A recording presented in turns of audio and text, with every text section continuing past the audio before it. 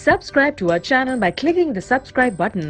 Click the bell button and enjoy the latest uploads from our channel.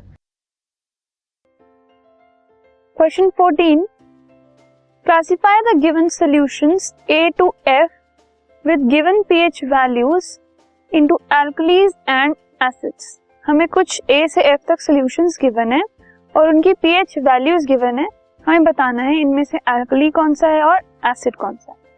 So ये बताने के लिए हमें पता होना चाहिए कि pH from 1 or you can say from 0 to 6 is acidic and from 8 to 14 is basic.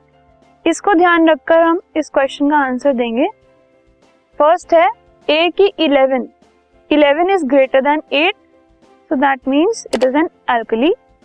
B is 0, it is an acid. C is 3 जो कि 0 और 6 के बीच में है, so ये एक acid है.